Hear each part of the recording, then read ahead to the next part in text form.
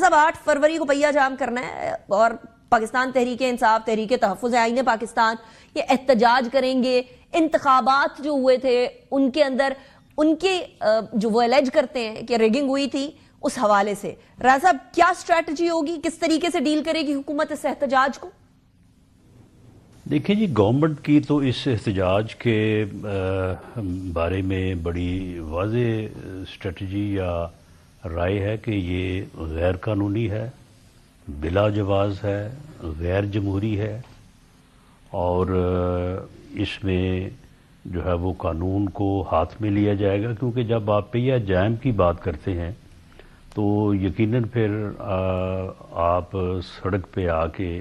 لوگوں کو سفر کرنے کی جو آزادی ہے اس کو آپ جو ہے وہ روکتے ہیں. لوگوں کے معاملات ہوتے ہیں، ہر کسی نے کسی نہ کسی ضروری کام سے یا مجبوری سے جو ہے وہ سفر کرنا ہوتا ہے، آنا جانا ہوتا ہے. تو اس لیے گورنمنٹ تو اس بارے میں بڑی واضح ہے کہ جو لوگ بھی اس کی تیاری کریں گے یا ایسا کرنے کے لیے کوئی پریپریشن کریں گے تو وہ غیر قانونی ہوگی اور ان کے خلاف قانون جو ہے وہ اپنا راستہ لے گا. راز صاحب لیکن اردو سفر کرنے کی بجائے انگلش والا سفر تو کنٹینرز کی وجہ سے بھی کرتے ہیں نا، اور وہ حکومت لگاتی ہے، تو سفر کرنے کے اندر پرابلم تو وہاں بھی ہوتی ہے، اسلام آباد اور راولپنڈی کے واسیوں کو موسٹ آف دا ٹائم. لیکن اس کے ساتھ ساتھ یہ جو احتجاج ہے اس کے اندر آپ کی توقعات کیا ہیں؟ آپ کو کیا انفارمیشن ہے، کس ٹائپ کا احتجاج ہوگا؟ ابھی تک کیا انفارمیشن آ رہی؟ دیکھیں یہ چیزیں جو ہیں یہ ایجنسیز کی رپورٹ پہ ہوتی ہیں، وہ کیلکولیشن کرتی ہیں کہ کس قسم کا احتجاج ہونے جا رہا ہے اور کون کون سی سائٹ پہ جو ہے وہ کوئی خطرات ہو سکتے ہیں. تو اس کے مطابق پھر وہ پالیسی بنتی ہے کہ جی کس روڈ کو کہاں سے اور کس طرح سے روکنا ہے. لیکن اس مرتبہ اگر کے پی کے گورنمنٹ نے یا وزیر اعلیٰ سہیل افریدی صاحب نے جس طرح سے وہ فرما رہے ہیں کہ جی میں جو ہے وہ اسلام آباد پہ حملہ آور ہوں گا اور وہاں سے یا تو وہ اسلام آباد کو فتح کریں گے یا پھر کفن میں واپس آئیں گے، تو ان کے ان ارادوں کو مد نظر رکھتے ہوئے کوشش یہ کی جائے گی کہ اس قسم کی کوئی بھی کوشش جو ہے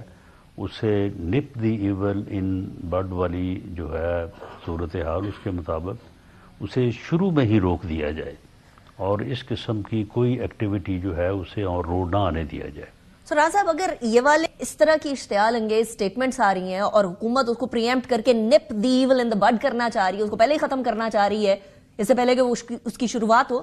تو پھر یہاں سے کیا سمجھا جائے؟ مذاکرات ہوں گے یا نہیں ہوں گے؟ کیونکہ اچکزئی صاحب یا ٹی ٹی اے پی تو یہ کہہ رہی ہے کہ ہم نے کمپلیٹلی مذاکرات کے حوالے سے کوئی سرٹن ڈیڈ لائن نہیں دی ہے. یہ تاثر دیا اسد کیسر صاحب کی بھی یہ سٹیٹمنٹ آئی ہے، تو مذاکرات کے امکانات پھر کدھر کھڑے ہوتے؟ دیکھیں مذاکرات کی آفر جو ہے وہ وزیر اعظم صاحب نے کی ہے جی، تو اس آفر کو بظاہر تو تحریک تحفظ آئین پاکستان نے جو ہے وہ ایکسیپٹ کیا ہے، اور میرا خیال ہے کہ شاید وہ کوئی وزیر اعظم کو باضابطہ طور پہ بھی اس سے آگاہ کریں گے. تو جب وہ باضابطہ طور پہ آگاہ کریں گے تو اس پر وزیر اعظم یقیناً جو ہے وہ رسپونڈ کریں گے اور اپنی پارٹی سے مشورہ بھی کریں گے. لیکن اس آفر میں جو انہوں نے مذاکرات کی آفر ایکسیپٹ کی ہے وزیر اعظم کی، تو اس میں کافی تضاد پایا جاتا ہے. دیکھیں تحریک تحفظ آئین پاکستان جو ہے اس میں 85% تو پی ٹی آئی ہے، وہ خود کو جو ہے وہ مذاکرات سے باہر رکھ رہی ہے، وہ خود سٹریٹ موومنٹ کی تیاری کر رہی ہے، وہ اسلام آباد پہ چڑھ دوڑنے کے لیے جو ہے وہ تیاریاں کر رہی ہے. اور دوسرا یہ ہے کہ وہ جس قسم کی جو ہے وہ میڈیا مہم اور جس قسم کے ٹویٹس جو ہے وہ کر رہی ہے یا جس قسم کی ان کی میٹنگز میں تقاریر ہوتی ہیں ملک کے اندر اور باہر، وہ ساری جو ہے وہ سامنے ہیں. تو باقی جو 10-15% بچتا ہے تو اس میں جو صاحبان بیٹھے ہیں تحریک تحفظ آئین پاکستان میں، تو ان میں کچھ اور لوگ بھی ہیں. ان میں جو ہے وہ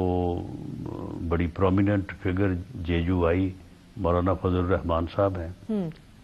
تو ہم تو چاہیں گے، یا وزیر اعظم نے جو آفر کی ہے، ہم تو ایز اے ہول پوری اپوزیشن سے بات کرنا چاہتے ہیں، اور اس کا فائدہ بھی تبھی ہوگا اگر اس طرح سے جو ہے وہ مذاکرات شروع کیے جاتے ہیں. تو میرا خیال ہے کہ ان مذاکرات کو اس مذاکرات کی جو ہے وہ صورت میں قرار نہیں دیا جا سکتا جو آفر وزیر اعظم نے کی ہے. لیکن بہرحال اس کا جواب جو ہے وہ جیسے ہی وزیر اعظم کو یہ باضابطہ طور پہ تحریک تحفظ آئین پاکستان کی جو